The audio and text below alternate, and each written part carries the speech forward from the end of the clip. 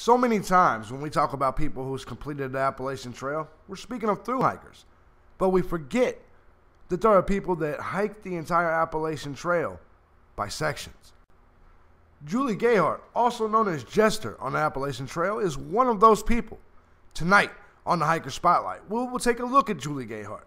We will take a look at some of her stories, some of her journeys. We'll learn what she loved about the trail, what she didn't like about the trail. Sit down, folks. Get some popcorn ready, because tonight is a fantastic interview with a fantastic person. From the Appalachian Mountains in North Carolina, tonight we will speak to Jester, Julie Hayheart. Let's do this. This is Teardrop, and welcome to New to the Wild.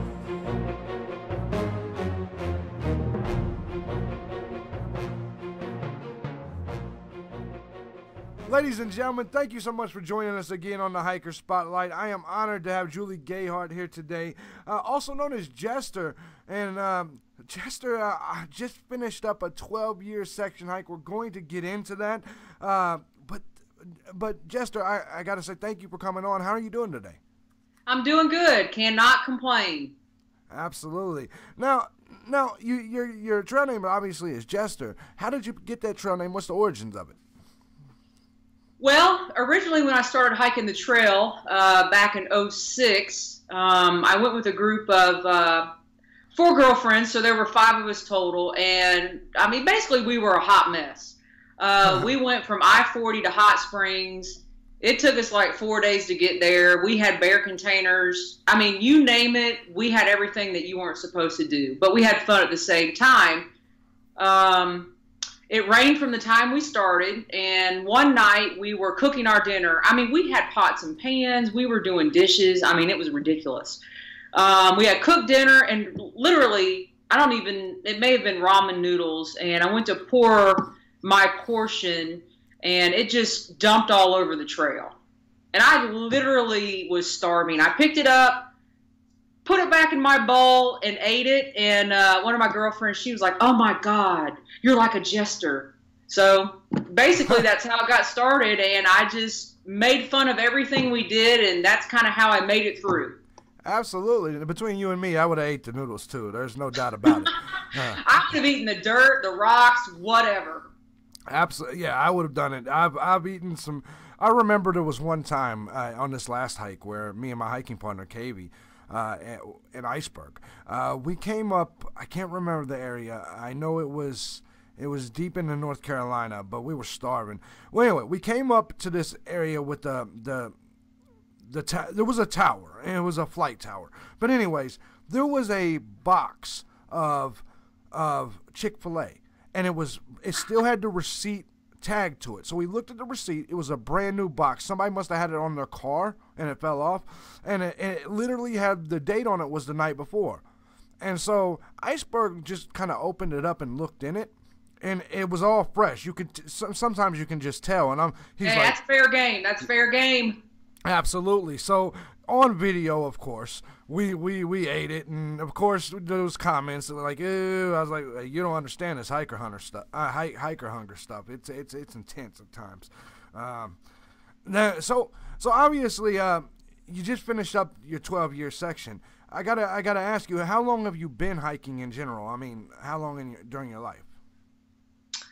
Well, actually 12 years ago, always in the back of my mind, as a young kid, as going through college, I always had in my mind I was going to hike the Appalachian Trail. I didn't know what that meant. I didn't really care. And I finally talked some girlfriends into going, and I've been hiking ever since. So May of 2006, hiking the Appalachian Trail. You know, I live in Charlotte, North Carolina, so I'm 2 hours away from Asheville, Brevard, Hendersonville. So I'm kind of in a hiking mecca. Right. So I would say the last 12 years. Oh man, that's and I'm actually shocked that you were able to talk a group of girls to going with you. I am a guy, and I can't even talk guys into going with me, and that's. Oh, we were on this. You know, we're women on the trail kick back in 2006. I mean, people would walk by us and they would just shake their heads. I mean, we were a trip. We were a trip.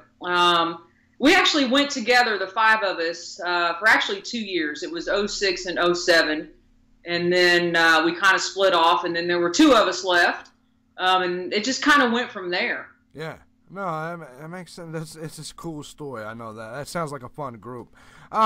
What got you into it? What made you say, hey, I see this Appalachian Trail, and I want to, it would be fun to go hike it. What put it in your mind? It has to go back to my childhood. My dad was always into fishing and being outside, and he always wanted to do stuff. We grew up, we had a camper. My dad had this topper on a truck, and he would drive us around, and we would ride around and act like we were camping all the time. And I don't know when it exactly started. I must have watched a program with him. We were watching people hike the Appalachian Trail, and I just put it in my mind I'd be doing that one day, and that was about it. I never thought anything about it. I just knew I was going to do it. Yeah. Oh, it's a life changer. I mean, I remember when I first got the idea in my head, I came out here and I got, because I kept failing at my goal. It's never a failure to be out there, but I kept failing at my goal, which was to hike the whole thing. And so I said, you know what? I'm going to move there. I literally moved 8 miles from Blood Mountain. That's where I'm at today. And nice. Yeah. So it's a life changer. The trail changed me. I was going to ask that in my next question. With all of this hiking, what changes would you say that you've been able to noticeably see in your life based on these experiences? Probably the first change that I've noticed is I don't have a lot of tolerance for things anymore. Once you go out on the trail, you come home and you're like, oh my God, I don't need this. I don't need this. Why do I have 5 of these things? It's just stuff. Yeah. It's just, I don't have a tolerance for that. And I've learned more patience over the 12 years. Those seem to be kind of contradictory, but all along the way, you say your hike didn't turn out for you either. Well, mine didn't turn out for me either. I thought I was going to be done in 2015. I thought I was going to be done in 2016. And it took me till 2017. So, and life happens. You just keep going back to the trail. Absolutely. I've hiked Georgia 10 times. That's how many times I just keep going. I think I've hiked Georgia 4 times. And I'm actually going down there for New Year's Eve. I've always wanted to go to Springer on New Year's Eve, and this year I'm going to do it. So you may see me actually on Springer New Year's Eve. It's nice. That's insane because I'm literally. I got some plans in the works. Nice. I wanted to hike the approach. I've hiked the approach trail once, and I'm like, I just want to go up the approach trail to Springer. I don't know why. People think I'm crazy. They're like, aren't you done with that? And honestly, I thought I was done with it this summer. I just could not wait to be done. I'm like, I'm sick of this. I'm sick of planning. I'm blah, blah, blah. And now I'm like, well, time to go back out to the trail again. I've hiked the approach trail a few times, and I'll tell you what, every single time before I go hike it, I'm excited about it. I'm like, yeah, I want to go do this. I can't wait to see the waterfall again. I can't wait to do this. And then when I get literally about an hour into the approach trail, maybe a half hour even, I'm actually just up the steps. I'm pretty much like, I can't believe I did this. Why didn't I just drive up to Springer? But now obviously you've done these 12 years on the AT. Have you had any other hiking experience anywhere else? Have you did any other trails in kind of your off time? Well, I've done several trails in the North Carolina area, like the Art Loeb Trail. I've been to the Smokies several times. Really, the crazy thing I started doing with the Appalachian Trail is I would hike a section, and I would love it so much, and I would take people out on that same section. Right. So I just spent more and more time learning, especially in the South. I mean, Georgia 4 times, North Carolina, I can't even count how many times I've been from I-40 to Hot Springs. Right. Damascus. One point I was like, oh my God, I got to move to Damascus. Yeah. Just that southern part of the trail, and then like I've done New York a couple times, New Jersey a couple times, half of Pennsylvania a couple times, Vermont a couple times. So, I mean, quite honestly, I'm about halfway through a second section hike. It's ridiculous, but I just keep going back to the AT. It's just where my heart is. I can't help it. Absolutely, especially here in the South. It's good people here in the South, in my opinion. And, I haven't been all the way up north. I haven't been to New Hampshire, Maine, stuff like that. But in my experiences... I love to hate New Hampshire. I had a bad accident happen to me in New Hampshire, but I love Maine. Maine is hard. It kicks your butt every time because, being a section hiker, I mean, you go from the couch to the trail every time. The couch to the trail, the couch to the trail. And just when you start feeling good, you're done. Yeah, I was going to ask you that. I mean, does that make it more difficult having to literally do all of these sections without trail legs? Because I know you can't possibly really get them within a section. Not really. Yeah, I've had conversations with different hikers. I'm like, I really don't know if I've ever had trail legs. One person told me, you know what trail legs are, Jester? They're just when you don't have to stop on the hills anymore. And I'm like, all right, well, that makes sense. I've done that before, but it still hurts. Yeah. So I guess trail legs is a little bit different to everybody. I mean, your legs always hurt. Yeah. And when you get up to New Hampshire and Maine, you kind of have to learn how to slide. Mm-hmm. And what I mean by that is you are constantly sliding down rocks on your butt. Wow, man. So I developed like a new slide technique. It's crazy up there.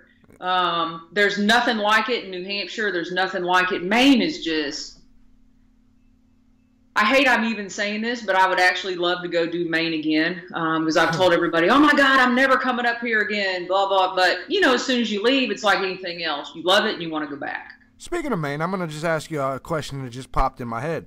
The notch, the hardest mile or the most fun mile? Or both? Both. I actually didn't think it was the hardest mile. Okay. I mean, the notch is literally you're in a notch, but you're just climbing up and over these like car-sized boulders, and you have to crawl underneath things. Yeah. It's cool. Yeah. But it's nothing you haven't done before. Now my section hike has not been, straight north, straight south. I've hiked north, I've hiked south. Sure. Got in the car and driven around and done this. To me, the hardest hike was Katahdin. Yeah. Katahdin kicked my butt. But I literally went from the couch to Katahdin. Yeah, and that was one of the things that bothered me the last couple of years. I don't know if you're aware of these stories, but when Baxter State Park started to get irritated when the guy broke the speed record and broke some of Katahdin's rules, they were even contemplating moving the end of the Appalachian Trail from Katahdin to somewhere else. And no, they can't do that. Right. Well, they can. Obviously, they can. Right. But I mean, Katahdin is like I don't even remember my emotions at Katahdin because I was beat up, I was exhausted. You get up to the sign and you're just like, oh my God, am I here? Right. Like, this is the moment I've been dreaming of since I can remember, and I'm at the sign and I don't know what to do. It's like people had to tell me, go stand behind the sign, like we're supposed to take your picture now. That's how Katahdin took me to my knees. Yeah. But I wasn't in shape. I hadn't done I was more like a southbounder. I mean, those southbounders, man, they suffer. Oh, they have to. There's no way. I mean, even when you look at Blood Mountain down here, the southbounders got the harder route up that. I couldn't imagine going up Blood Mountain. Right. Well, granted, they're in shape by then, but you know what I mean. Yeah, those southbounders, by the time they get to I know exactly what you're saying. That's your first real true, like, right. Rock slab and the rocks and the footing and the longer step downs. Yeah, I totally get it. Yeah, but going up northbound is actually pretty easy. It's quick. I mean, because it's a steep route up Blood, so it happens so quick, it's over. But it's over, yeah. But going up from Neal's Gap up Blood Mountain, that's an entirely different monster. But yeah, it's nothing compared to way up there. Now, one of the things I want to ask you is this year, was it this year you finished your hike? This year I finished, yep, July 9th in Rangeley. Man, I got to ask you, when you got to Katahdin, now because I visualize my Katahdin moment all the time. I was in Katahdin in 2016. Okay. All right, but essentially it's the same moment. The same, yeah. When you finish up, because I always think about my final day, and I know I'm going to cry like a baby. Did you cry? I didn't cry. It was weird. When I got to Katahdin, I was like, oh my God, this is what I've been waiting for. But you look over and you see the knife's edge, and you're like, oh my God, how does anybody hike that? Yeah. I had the most fabulous day on Katahdin. There wasn't a cloud in the sky. You stand behind the sign, and about 10 feet behind the sign, you could literally like fall off the edge. You're going to love Katahdin. Katahdin is awesome. But I was just I didn't have a clue what it was going to take after the first couple. It's only 5 miles up to Katahdin. Yeah. But the first couple miles, you're okay. But there's that 2 miles in the middle where you're literally bouldering. There is no trail. Wow. You're just going boulder over boulder over boulder. Yeah. And I just sat down, and if it wasn't for my couple of my hiking buddies with me, I don't even know if I would have gone. I was like, I can't do this.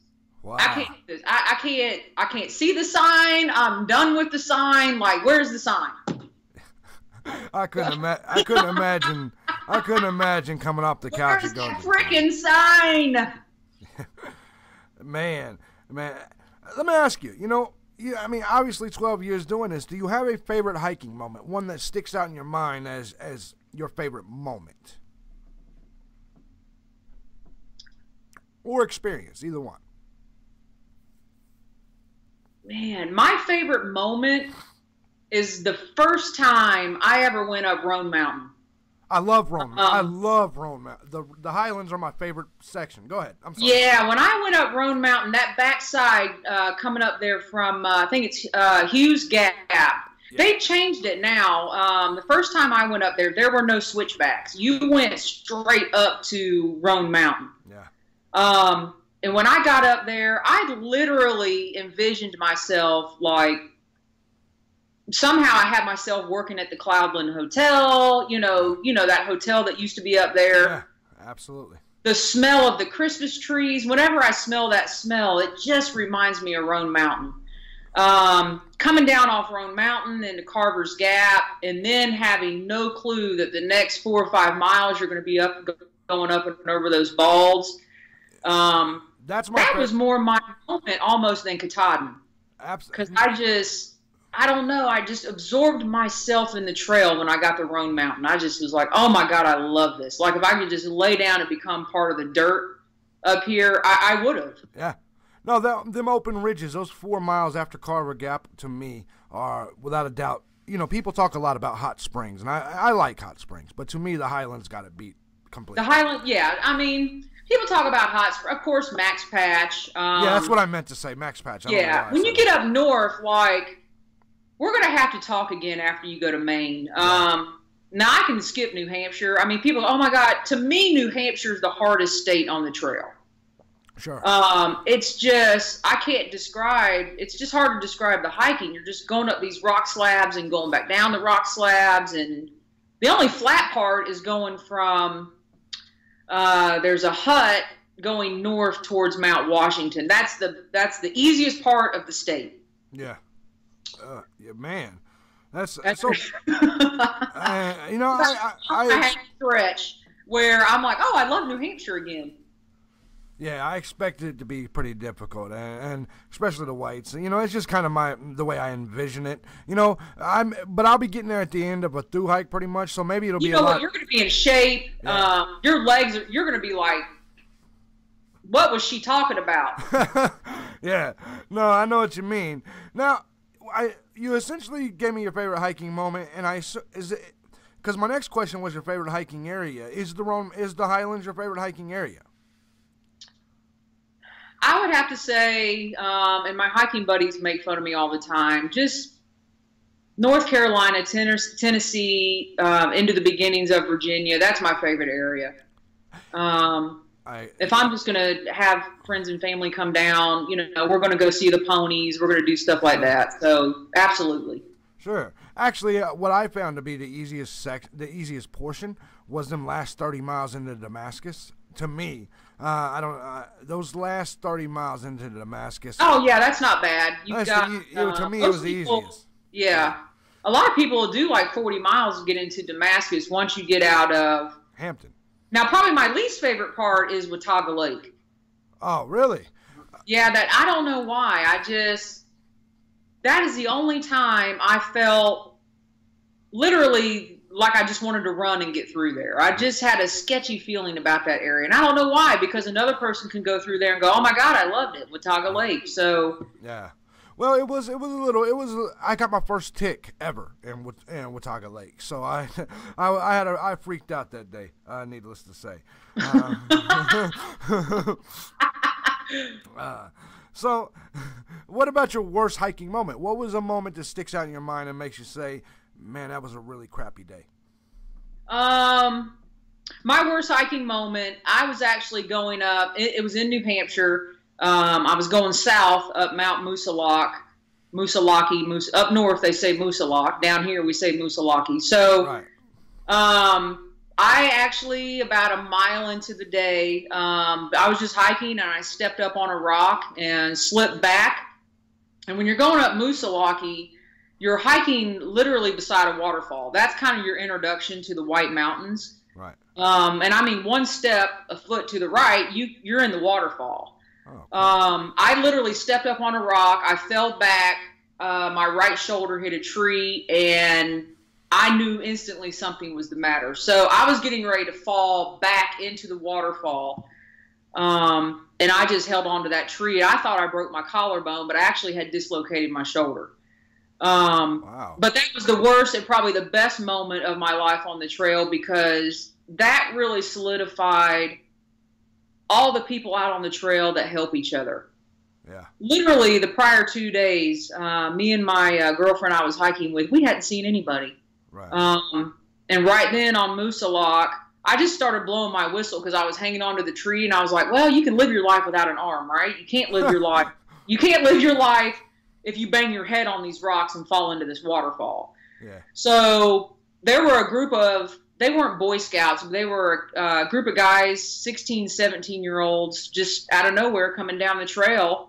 And I had started blowing my whistle, and literally a 16-year-old, he was like, whoa, lady, something's going on here. And I was like, I know, I think I broke my collarbone. He literally lifted me up and put me on a rock, sat with me, and then I was like, I don't think I broke my collarbone, but I just couldn't figure out what was wrong. Right.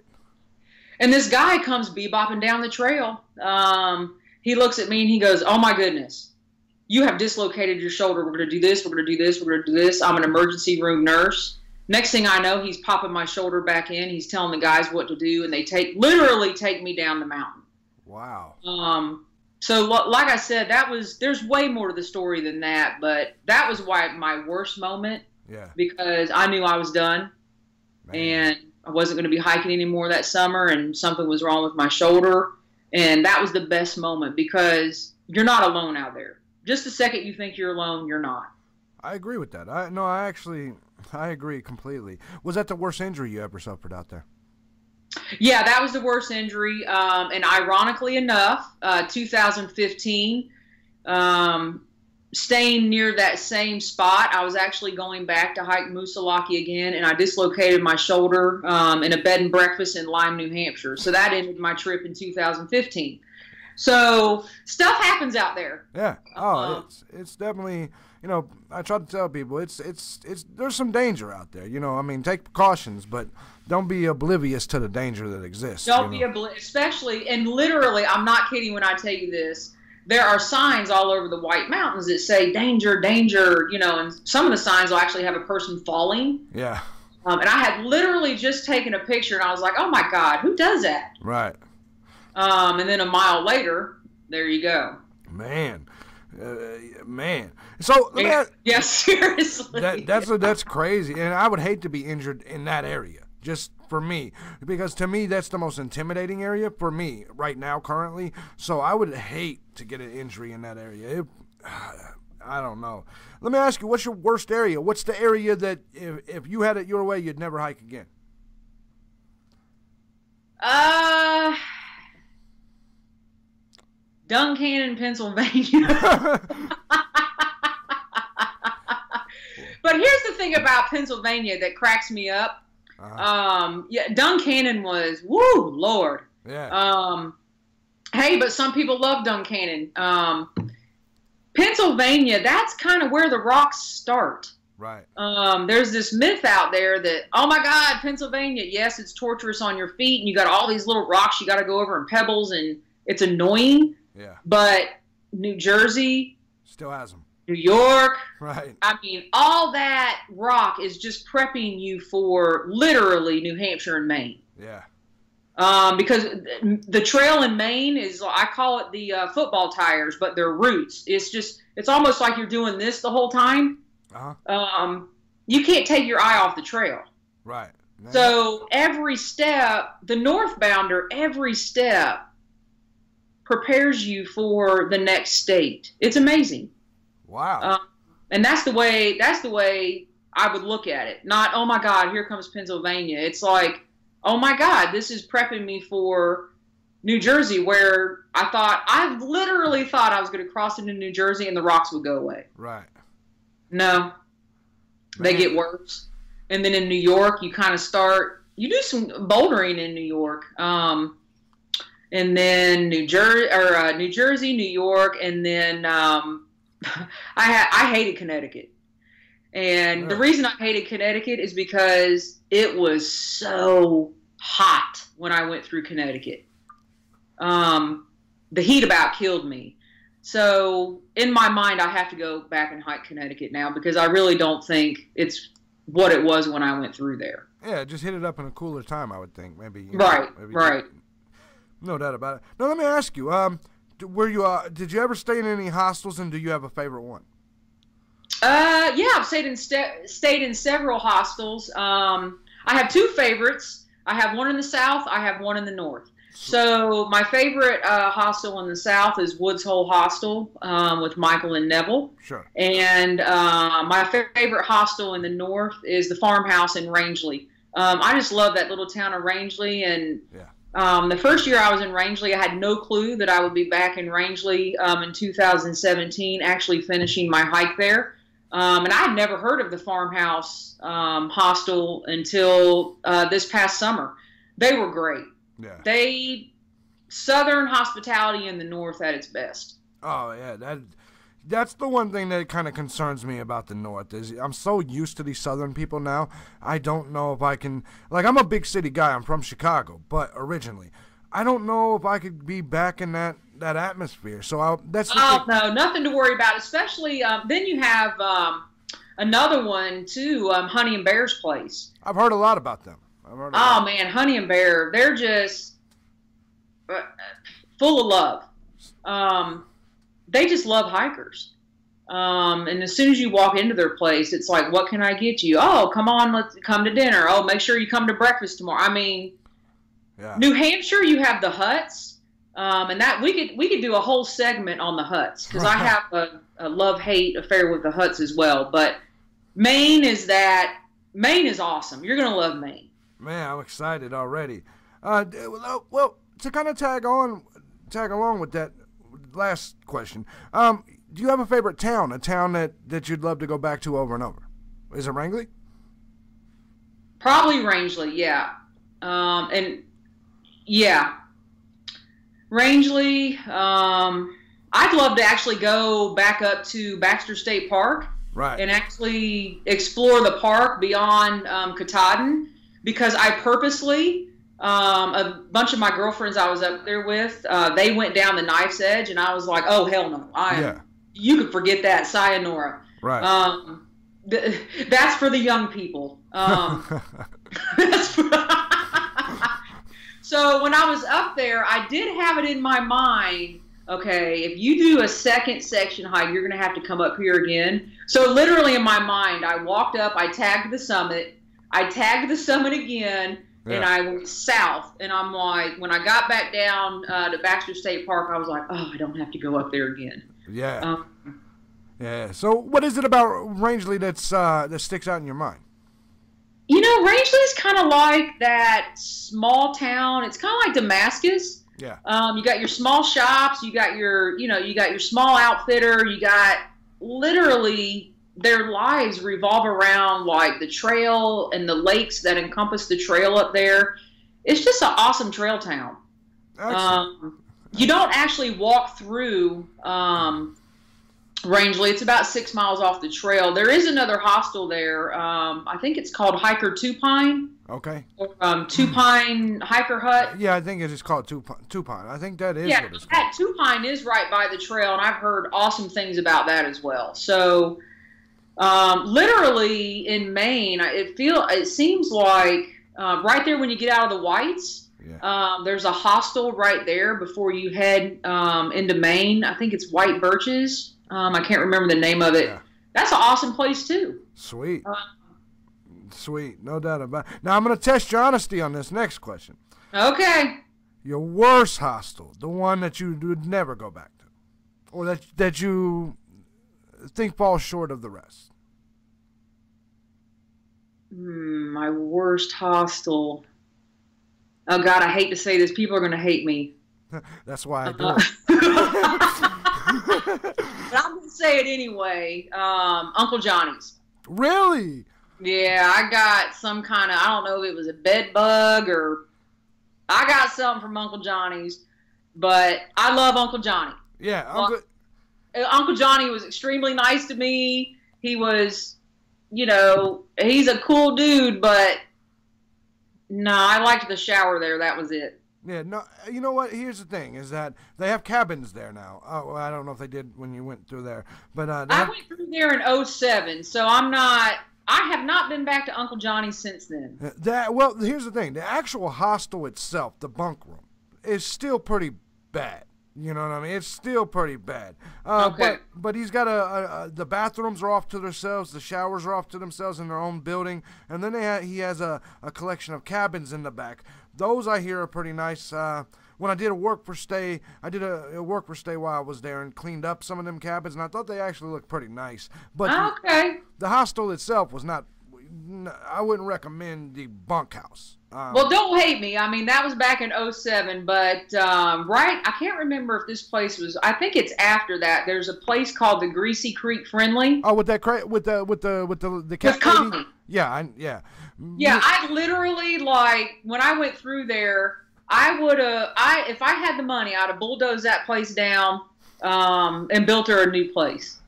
I love Connie, but the accommodations, I mean, her house is going to fall down. I love Connie to death, but let me ask you, did you, how shocked were you when you walked in? I don't know if she had all the list of rules when you went through. There were a list of rules. There was the neighbor. The neighbor was like mowing his yard all night long. We actually camped out in her yard. It's funny that you mentioned the neighbor, because, yeah, go ahead. I'm listening. Yeah, so we kind of camped out in her, we went into Connie's, and I was kind of like, whoa. But hey, I'm here. It's the trail, whatever, right? Yeah. So we ate dinner that night with Connie. We had a great meal. Sure. We didn't stay in Connie's. We set our tents up. I don't know if it was the front yard or the backyard. I did the same thing. Where you could see the neighbor's fence? Yes. Yeah, yes. We probably tended in the same place. And literally, I'm pretty sure he mowed the yard all night long, back and forth on the tractor. I don't know if it was a tractor or a lawnmower, but... He did it intentionally. Did she ever tell you the story just about their kind of ongoing war that they have? It's really crazy. I think she did tell us the story. He just hates hikers, right? Basically, yeah. Yeah, that's pretty much it. And his job is to try to convince us to not be there. So what I did... Yeah, and he would go up to the trail, where you have to walk down. He'd go up and rip the signs down and...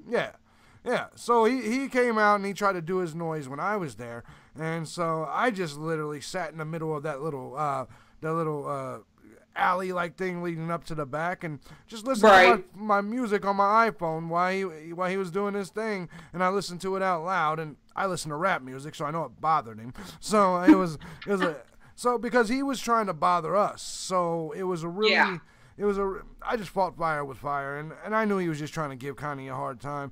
Now, it was funny because when I walked in there, rule number 7, I'll never forget it, was and please do not pee in my shower or I'll cry. And that was rule number. I swear it was. That was rule number 7. And I said, Connie, does this really need to be on the list? But yeah, and so it was. She sticks out in my mind. But yeah, I agree. The house is pretty much done. Yeah, I mean, I love her to death. Her heart is like, I mean, I cried when I left there because I was like, I don't know if I should feel sorry for her. I don't know if she just loves people so much. I didn't really know what my emotion was when I left there. Yeah. It was weird. No, I agree. I'm with you 100%. So we talked about the worst hostel. Put you on the hot seat again. Tell me the worst town that's least hiker friendly, or that you had bad experiences in any town that you're like, this don't necessarily belong here. Oh boy, that's tough. I'm trying to think. I don't know. I still have to go. I know Duncannon is very hiker friendly, very nice. And maybe it's because I didn't go through there as a through hiker. Sure. I went through almost in the winter, and everything was kind of shut down. Even the Doyle wasn't open. Right. And when you go through there, the trail kind of goes behind the town. There's some cute little houses. Yeah. We actually stayed at a camp. Maybe it was the campground that, it was shady. There's a shady campground there, and I can't remember the name of it. Sure. And then you kind of cross a highway, and there's like 18-wheelers, and it was just, I was like, I got to get out of here. We got to hike. Yeah. No, I get it. I hear the Doyle, even the Doyle, it's, in terms of staying there, they say most people don't want to stay there. It's kind of filthy. But I hear despite that, they got good food and beer. And so. I mean, I don't want to dog Duncannon. I've actually been through there twice. Yeah. And both times I was like, what's the mojo here? I can't figure it out. But I'll go back. I mean, I'll walk right through there again. So, but you asked a question. No. I have Duncannon, even from locals that live there, tell me that live in PA. They tell me that it's not. You'd be surprised how many people say Duncannon. Whether it's I don't know why it's of all the trail towns. Yeah. It just sticks out. Yeah, and even when they're not saying it as the town, I've had a few people say it the Doyle as the hostel. Or as the place to stay, as their worst place to stay. So it does not have good reviews all around. One question I want to ask you is, being out there, did you ever have a scary moment, your scariest moment that made you, say, oh man, I don't know if I'm gonna make it through this, or that scared the crap out of me, or whatever? Yeah, a couple scary moments in the Smokies of all places. Squatters in the shelters. Really? Actually, it was. I can't remember if it was. It all runs together. It was either 09 or 10. I was doing the AT portion from backpacking from Fontana to I-40 really. Right. And left from the, crossed the dam there, went to Shuck Stack. I love fire towers, so I spent time up there. Came down, got to Molly's Ridge Shelter, and literally it was like 3 o'clock in the afternoon. I was like, all right, well, and when you go through the Smokies, I was section hiking, so I had to make shelter reservations. Sure. Yeah. You had I was going through on a different number than like a through hiker pays $20, and basically where you end up. And I got around into the shelter, and there right away, I mean, just all senses were like, woo, what's going on in here? There was a gentleman in there, and he had like old gear, old clothing. And he looked like he had been living in there for 100 years. Yeah.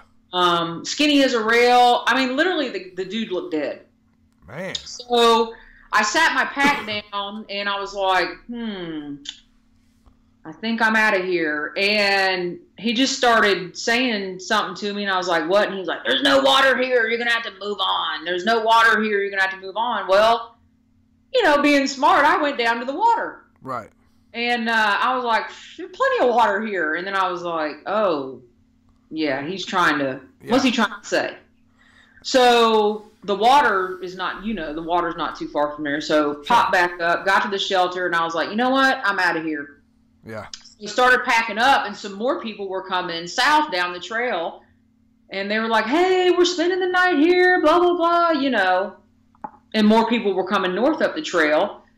And there was a family that had arrived all within about 30 minutes of us getting there together. Okay. And right before they got there, the guy walked out in front of the shelter and literally fell over. Oh. He just fell over. I thought he was going to fall in the fire pit. And I was like, I am out of here. I mean, I cannot be involved in this death. Right. I was the only one here. I didn't have anything to do with this. It wasn't me, officer. It wasn't me. It wasn't me. No matter what, it wasn't me. And I was like, oh my God, I cannot believe this is happening. I'm going to be like, you know, they're going to question me. The Rangers, like, what did you do this dude? And so anyway, I actually ended up staying there because a bunch of people started coming. Sure. And we called the Rangers, and somebody got cell reception. I don't even know if I had a cell phone with me at the time. It wasn't like people carried phones. Right. And the Rangers actually knew who he was. They were like, we've caught him up there before.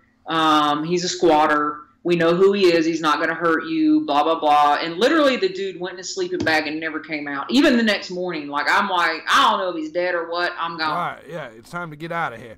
Yeah. No doubt about it. Yeah, and I look back, I go, what'd you stay in there with that dude for? Who cares if there were other people? You know, you do crazy stuff. Yeah, and that's the thing is, you know, I think once you hiked long enough, it's easier to tell the difference between a homeless guy or a squatter or somebody that you can see when someone's out of place. You usually tell by their gear, by the things that they say, whatever the case may be. But in general, since we're touching on that, let me ask you, do you feel that the AT is safe for people hiking solo? Oh, yeah, 150%. Absolutely. Yeah. No doubt about it. No problems. Males, females, doesn't matter. Yeah, I agree. Yeah. I think there's a lot of dangers out there, but I honestly don't think it's the community. I think the community itself are... I'm not a big socialist guy, but I believe that the community itself, there is a socialist vibe where everybody... Oh, yeah, you even know who's around you. I mean, even when I'm out, like, doing a section or whatever, I mean, you get to know the people who are around you, who are a day ahead, you know, who are going to be behind you. Like, you just... It's real easy. Well, and word travels up the trail fast. I think communication on the trail... I think word travels fast, and people generally know each other, or at least are familiar with each other. So if there's something that's dangerous or out of place, we're going to tell each other. Exactly. Yeah. No doubt about it. So, I mean, you've been out here for years. Let me ask you, is some of the most memorable people, is there people that stick out in your head that you've met that are the most memorable people to you, that may have made the most impact? Oh, there's so many. There's just so many. And I mean, I look back through pictures and, you know, your typical, I've met, you know, Miss Janet. I've seen Miss Janet several times on the trail, like Bob Peoples, the people that own the hostels. It's the whole community.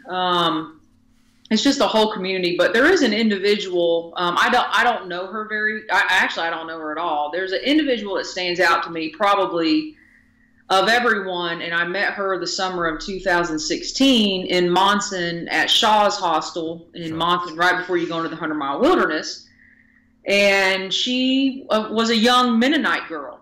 And I was just sitting out in front of Shaw's, and the trail is not right at Shaw's. It's like a 3 mile, and they'll come pick you up and, you know, take you to Shaw's, the normal, you know, hostel thing. And this huge truck pulls up, and there's this chick in the back of the truck. And I mean, her backpack was as big as the bed of the truck, like literally. I'm like, what the heck? Yeah. So she jumps out, slings the backpack. She jumps out. She's got a dress on, the bonnet, everything. Wow. And I'm like, wow, what in the heck? Like, of all the years, I've never seen, like, it amazed me. Yeah. And she was getting ready to walk into town and obviously probably pick up her hiker box or whatever. And I was like, hey, how's it going? Blah, blah, blah. And, you know, typical hiker talk. And she's a Mennonite, and she was a baker, and she had made her own dress, and she made everything, and she borrowed her brother's pack. And I said, well, where'd you come from today? And she said, well, I came from the Kennebec. And I was like, the damn Kennebec? That's like 30 miles, like, south there, south of here. And she's like, oh yeah, I left there about 8:30 this morning. I said, so you crossed the Kennebec and you're in Monson and you're getting ready to do 100-mile wilderness. She's like, yeah. Wow. Nope. And I cannot remember her trail name, but I would ask people around. They all knew her. They were like, oh man, she's the deal. Like, you'd see her one day, she's gone. Yeah. So she was planning to finish the 100-mile wilderness and summit in four days from Monson. Wow. It's about 120 trail miles. And I just thought to myself, you go, girl. You don't care. Right. You don't care about this big pack. You don't care if it weighs 40 pounds. Right. You don't care what people say. You made your own dress. You're doing your thing. I love it. It's inspirational. It really is. It's great. I was like, what the heck am I worried about? Absolutely. What is the craziest moment? Do you have a moment that stands out as, I can't believe I just saw that? The craziest moment. I'm trying. That would be, God, there's so many crazy moments. Right. Probably the craziest moment to me was the first time I had gone up the approach trail and literally, like, you know how you walk out of the back there and there's the arch? Yeah. I had literally just walked under the arch and was getting ready to walk up the trail, which I don't even really think you're on the trail yet. And dude was coming down in like Bermuda shorts, like a huge pack. Looked like to me he was going to the beach, and he's like, quit. And I was like, what? Because I got up there to the shelter, and that shelter is like, I mean, not even one time around a track from the arch. And he goes, F it, I'm not doing it. Turn around, walk back to the car. I'm not kidding. I was like, is he kidding me? Like, what the heck? He quit on the walk to the Max Epperson shelter, the shelter that's in Amicalola Falls? Oh. I thought I was dreaming it. I was like, well, first of all, I mean, wear what you want. I mean, he looked like he was going to the beach. Right. I don't know if he got to the shelter and realized, oh my God, I'm by myself. I mean, yeah.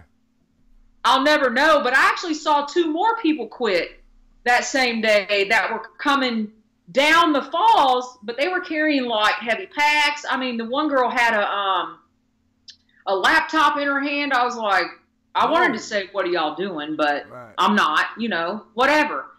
They were like, we're not doing it.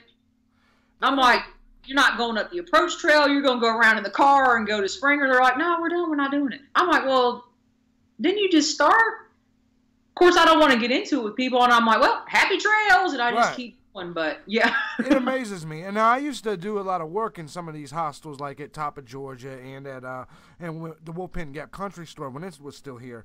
And it would trip me out because here we are so early into the trail, and I'd see people who had spent thousands of dollars and all of this to get out there, and they always had the same excuse. And like I said, hike your own hike and all this. I literally couldn't tell you how many people I met in such as Georgia that told me they had torn meniscus and they were going home. And this is literally at Woody Gap. It'll work itself out. Yeah, this is literally at Woody Gap. You know what I mean? And yeah, that's right. Because Suches is down the road from there, right? Exactly. It's And there was one guy that I talked into staying. I said, listen, dude.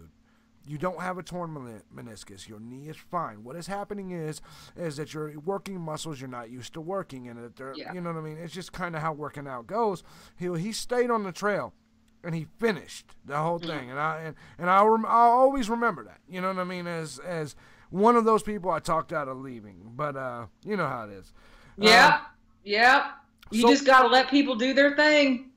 Absolutely. But you just want to look at them and go, come on, man, hike 5 miles tomorrow. Don't try to do 10. Don't try to do 12. Like, slow down. I think too many people hear about people doing 20s and 10s and 15s, and they think that you can just go out there and start doing that.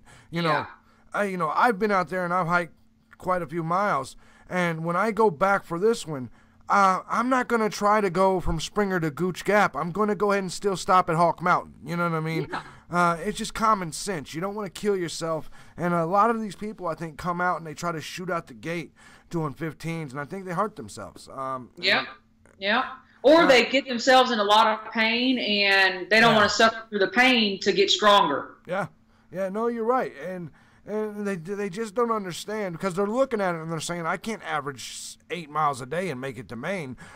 But they're not understanding that your speed will pick up later. Right. You know, particularly in Virginia, you're going to pick up the pace a little bit. You're going to pick up the pace. You're going to dial in your pack. You're going to decide what you do and don't need, multiple times. What these people don't understand is once you get past Georgia and the pointless ups and downs, you get a lot more views once you get into North Carolina. Right. Because in Georgia, let's just face it, there's only a couple views, and the majority of them are blocked, especially because these people are leaving in the spring and late spring. Georgia is only got views if you're a winter hiker. When the trees, there's that 5 mile stretch there where you're up on that ridge, and I hiked it in the spring before. Man, it's gorgeous in Georgia. I just can't remember. We talking about the Three Forks area? Yeah, Yeah. You're talking about down where it comes across as that water over the bridge and yeah. It's a beautiful. That was actually my favorite little area in Georgia, just because you got the trees around you and it's beautiful, and you're not you're not looking for views. You're not getting any views in that area. Right. And so it's just kind of, once you realize you're not getting views, it's easy. I don't know. Maybe it's just because I've hiked it so many times. Let me ask you, do you have any future plans? I know you've achieved the goal. You've achieved the AT. Any future plans? Any other trails, or maybe continuing the AT? Yeah. Honestly, on, July 9th, I literally crossed the road and I said, goodbye, Appalachian Trail. And I regret, that is on tape too. I regret it. I guess I meant it at the time, but that was a big lie. Yeah. Because come July the 10th, I was like, well, time to go back to the Appalachian Trail. I'm actually going to start filling in some gaps to start, working on chunking away on that second section hike. Sure. I was just talking to somebody about this the other day. I thought I would have this big sense of, oh my God, I'm done, I'm satisfied, I'm accomplished. Well, no, I'm not done, I'm not satisfied. I do feel accomplished, but I'm not satisfied yet. And I've been looking at the Smokies, too close to the Smokies not to hike all 900 miles of the Smokies or whatever that entails. Exactly. No, you're right. I did a little side trail in the Smokies earlier this year before I went out there, so I get it. I keep going back to the AT though. That's why I'm like, I want to go to Springer Mountain on New Year's Eve. It's like, I plan these. I've got some other things I want to do. Hike the Wonderland Trail, go out to the John Muir Trail, and hopefully I will do that. But then I just always go back to the AT. I don't. In my mind, I'm like, I want to hike the John Muir Trail, blah, blah, blah. And then I go, oh, when will I go back to the AT? Well, here, the thing about it is you're now playing with house money. You've already accomplished the goal. So what I mean is it makes it a little. Now you can just enjoy it. What I mean is you have nothing left to prove to yourself. You know what I mean? Like, I'm sure that until you accomplished it, it was an accomplishment you wanted. You've already achieved that. So now. Yeah, especially the last couple years, it was more of like, I think my mind was numb. I just wanted it done. Yeah. I was like, I got to get this done. I cannot think about this anymore. Yeah. It's kind of the unfortunate place with me is I've made so many attempts now, and I'm going again because I just refuse to not make it, and it's to the point where I'm numb, where I'm tired of the AT for me, or at least I'm tired of the South, believe it or not. But then again, I have to hike it all again because come on, man, you got to do it now. Get your mind right, get it right, and do it. Oh yeah, I'm definitely, but I'm ready to move on to the PCT, to be honest. And so, but that too. But I think I'm going to have to wait till I want to through hike the PCT. I don't want to section hike the PCT. I want to put that pack on, and I just, it's too easy for me to section hike the AT since I live right here. Yeah. But I want that full backpack of a national trail. Sure. Sure. And in my mind, I'm like, you know you're going to go back and through hike the AT, so I might as well just stop denying it. It's going to happen. Yeah, no, and I think so too, and because I've known a lot of people that have done them sections like you've done, and then said, you know, I need the next thing. I need that through hike, and you know, even though section hiking, as I said before, is tougher in my opinion because you're coming off the couch each and every time. Yeah, I've never had that. I was watching, I don't know which video of you. I did watch the interview of Odie because I actually met Odie in the Whites at Carter Notch Hut, and he gave me a sticker, the Hiker Yearbook. Yeah. But he's so right. Hikers hike. Yeah. Like, hikers hike, and then you're not going to hike. Right. It's what we do. Do you think Michael Jordan stopped shooting basketballs when he retired? Probably not. He's probably outside. That's probably his hobby outside, you know, in his and he's a prime example. He tried not to play basketball. He went to baseball. Right. It doesn't work. Right. When you love the AT, you try to go do another one. Right. It doesn't work. You come back. Then he came back as the owner of a team. And so Jordan, it's just one of them things. Is I will never, for the rest of my life, not be planning a hike until I'm physically unable to do it. And that's just, I've pretty much figured that out. And, well, let me ask you, I know you got a few social medias. Do you have any YouTube? What ways, if people want to follow you, on anything and learn more, see pictures, anything like that, do you have anything that you share with the public? Yeah, the best thing is Twitter at Jester Heights and Instagram at Jester Heights. I've got a YouTube, but I mean, I'm just on YouTube so I can look at other people's YouTubes.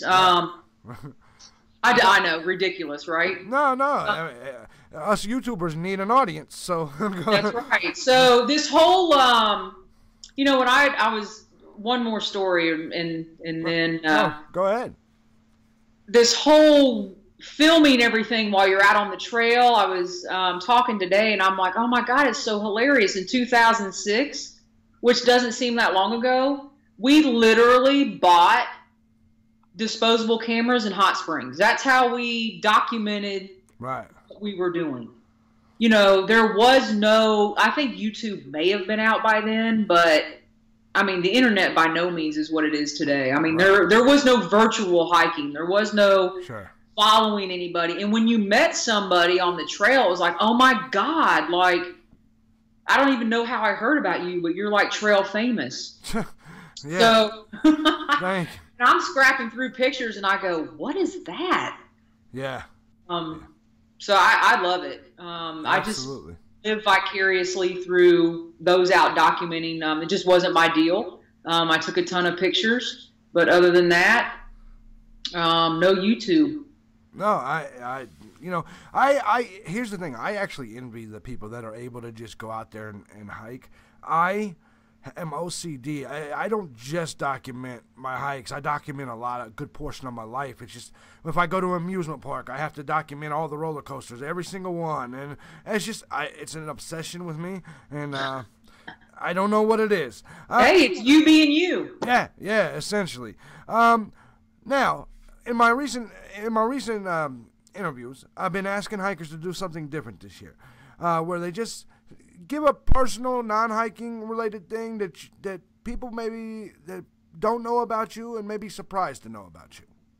Just a personal thing, just something that we don't know.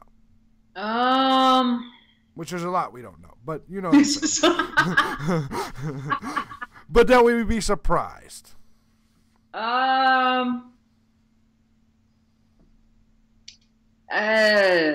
That's a tough one. That's a tough question. Got any hobbies we'd be shocked about? That's well, okay. Tell me. Yeah, you know what it is. Okay, probably that people would be. Well, probably the people really close to me would not be shocked about. Sure. I love doing the eBay hustle. I love Facebook Marketplace, Let Go, all that kind of stuff. As soon as I buy something, I want to get rid of it. I want to see how much money I can make on it. That's just being an entrepreneur. That's the pre-market. No, that's exceptional. You got my thumbs up. I'm just that type of guy. I know. I go buy something and I'm like, I don't need that crap, and I'll turn around and see what I can make for it on eBay. So it's just a little side hustle I got going on. I always You tell know, I get really into it, like the trail, and then I get away from it, then I get back into it. Like this past, you know, weekend, like if you're a toy person, oh my God. Oh yeah, oh yeah. Hey, no, that's a good thing to be into, man. It's always it's definitely a good thing to have. Now, I don't know if you've been following any of these controversial stories that's been in the news as of late, such as Stacy Cazell, such as the incident in Damascus. Are you familiar with either of those two situations? Stacy Cazell, you'll have to, the incident in Damascus where a hiker was treated, poorly by a business, is that? Yeah, it was the owners of Hey Joe's, and essentially, it really wasn't. All right, here's the actual story, because I interviewed the hiker as well. You know, he went there looking for drugs, and I guess they had previously organized a deal, and it went wrong, and so he catches them on tape. They're chasing him out there, and saying all this anti-Jew rhetoric, which is, he's filming it, and they're assaulting him. And so at that moment, obviously, the hiker community is like, oh, no. What are your thoughts on situations like that? Or in general, if, let's say, a minority or a female or anyone wants to know if they're safe, if they see something like that and wonder if that's what the AT is about, what are your thoughts on that? And what would you tell them, people? That is not what the AT is about. I would say that's, now I don't know what happened. I wasn't there. I wasn't involved in the situation, but you know, towns like Damascus, the town is made because of hikers, because of travelers, because of travel and tourism, because of people coming there to ride their bikes up and down to White Top. Delivering great customer service to hikers, and hikers, you know, a hiker's a hiker. The whole, you know, in May when, you know, Damascus has the parade, and no, there's nothing to be afraid of there. And that's what I try to tell people. I tell people that the AT itself, man, it's a collection of individuals, but we all still come together. You know, we'll have people of two different political stances, or two different races, or two different religions, or whatever the case, hiking together. Yeah, it doesn't matter on the people don't care. I just want to know where the water is and how's the shelter, and you know. That's exactly right. And you know, literally, in my group of three that I had, one of us was a Hillary voter, one of us was a Trump voter, and one of us didn't care. So at the end of the day, we had those three personalities together, and we were happy as could be. And that's what I try to tell people, man. You'd be surprised. I've met CEOs out there, and I've met bums out there. And it just is what it is. You've met, probably don't even know, like surgeons, lawyers, you know, and they're the ones out there suffering the most. Yeah. I met a guy that retired from, he was the superintendent of Asheville schools. Wow. And he was like, oh, I'm out here, I'm out of water, blah, blah, blah. I mean, I don't care if he's the superintendent of whatever. Hey, here's some water. Yeah. No, that's, you're right. And that's because I think we all are on even playing grounds when we're out there. Yeah. And I think everybody pretty much knows that. Well, you know, I appreciate you being here, Jester. I got to, you know, any final words for the class of 2018 that's coming? Any words of advice that maybe you can give them? Class of 2018. Oh, wow. It's the next season. You know they're coming. Whether they're section it's coming. It's coming January 1st. Yeah. Whether it's their section hikers or through hikers, any advice you can give for a hiker that's going out on this trail, maybe for the first time? Keep your head in the game. Yeah. Keep your mind right. Keep your head in the game. Keep your eye on the prize. It's going to be hard every day. You're going to want to, don't quit at night. Don't quit when it rains. Go to sleep, have a meal, make a decision later. Lighten the pack. Here's another thing too, is don't listen to what everybody else is doing. Just because somebody has one water filter doesn't mean you need to have that water filter. Just because somebody has a certain tent doesn't mean you need to have that tent. Like, do your thing. Be comfortable with doing your thing. Yeah. And keep your mind right. And keep your, you know, don't let people get in your head about not accomplishing what you set out to do. I believe that 90% of this trail is mental. I believe the physical part, I believe majority of us can do. And I always tell people, whether it's legend or truth, I don't know. But look at people like Grandma Gatewood and people of that nature that went out there with gear that is way beyond crazy compared to ours today. I've seen people literally with Walmart gear go out there, heavy gear, Walmart, and make it miles and miles. Yeah, no problem, because their head's in the game. They're like, I'll just buy a new pair of shoes when I get to Walmart. Grandma Gatewood hiked in Ked's shoes. Like, I think they're at the store in Damascus, or the outfitter in Damascus. Yeah. I wouldn't have made it up the steps of Amicalola Falls with those shoes on. So it's like, do your own thing. That hike your own hike. I'm real sick of that, by the way. But yeah, it's because people are full of crap when they say it most of the time. They want you to hike their hike. You know what I mean? Yeah, hike your own hike, but listen to how I'm going to tell you how to do it. Exactly. No, you nailed it. Yeah. It's crazy.